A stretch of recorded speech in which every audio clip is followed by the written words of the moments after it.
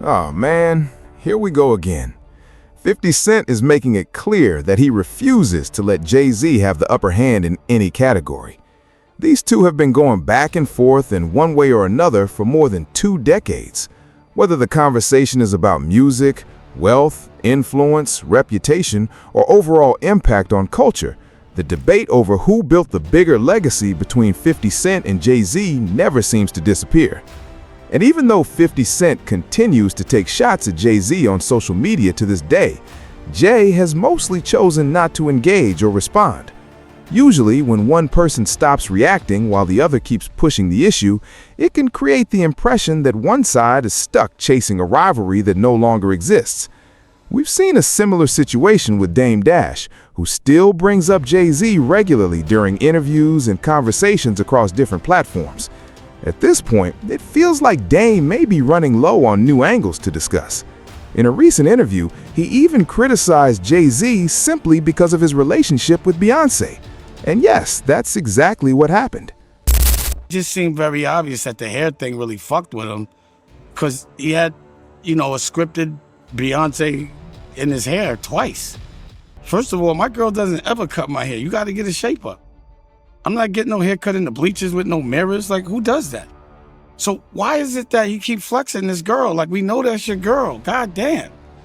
We know she's your girl. That's been what it's been the whole time. It's okay, you with Beyonce. I bet. She cut your hair, she touches you and all that. It doesn't look real. Pause. It just looks cringe because it's so unnatural. It would have been better in the barbershop, but we don't even go to the barbershop. We always have a barber come to us. You know what I mean?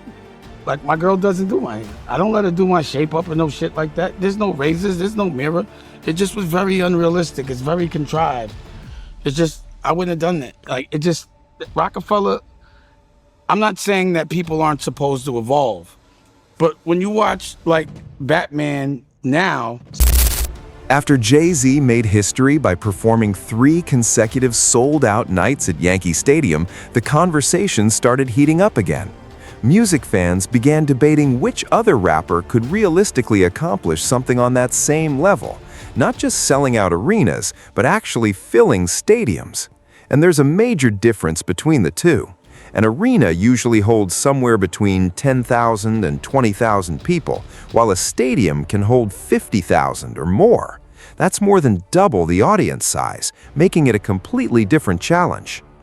What made Jay-Z's achievement even more impressive was the way he structured each performance. Instead of just doing a regular concert, he dedicated every night to a different era of his career. The first night celebrated the 30th anniversary of Reasonable Doubt.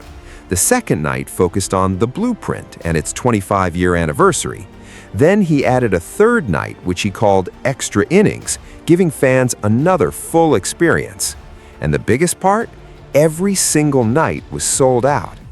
Shout out to Jay Hood on Instagram. Make sure you check out his page because he sparked a conversation that quickly got people debating. He asked fans a simple question. Do you think 50 Cent could sell out 3 nights back to back to back, the same way Jay-Z just did? Jay-Z just did? I seen a post that asked, do you think 50 Cent could sell out Yankee Stadium 3 nights back to back to back like Jay-Z just did? And me personally, I don't think he can, man. Don't get me wrong. I know how big of an impact Get Rich or Die Trying had internationally, but I just don't know if the whole New York is pulling up for 350 Cent shows, man. And I could be totally wrong, but like I said, that's my personal opinion. Let me know what you guys man. So earlier today, I posted up a video stating that I personally didn't know if 50 Cent could sell out Yankee Stadium 3 nights in a row like Jay-Z just did. I said that I know the international impact that Get Rich or Die Trying had and all that, but I don't know if niggas from NYC will pull up for 3 nights in a row for it.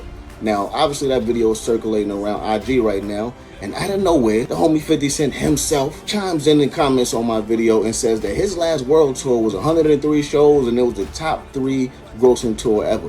Now that's amazing, that's fucking incredible, but I never asked or questioned if he could sell out stadiums overseas. I'm talking about NYC, the concrete jungle, man, the city that never sleeps. Will they come out for you 3 nights in a row like they did for Hov, man? That's all I want to know, big dog.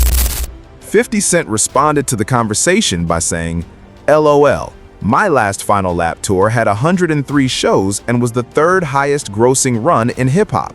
Google me. I'm 50 Cent. So let's actually break this down. Could 50 Cent perform 3 back-to-back-to-back nights at a stadium in New York the same way Jay-Z just did? In my opinion, the answer is yes, but there is a lot of context that goes into that. The biggest factor would be the rollout. A show of that size would need to be promoted and marketed far in advance. 50 Cent probably couldn't announce it with only a few months of preparation and expect the same immediate results Jay-Z got. He couldn't just announce the shows in February and expect 3 stadium nights to instantly sell out. But if he had a proper campaign behind it, maybe 9 months to a year of promotion, then I believe 50 could absolutely make it happen. You have to remember, 50 Cent's fan base is not limited to New York. He has supporters across the United States, from the West Coast to the South, and he also has a massive international audience. And when it comes to overseas fans, a lot of them still have a deep connection to classic 50 Cent records. Those fans love the nostalgia.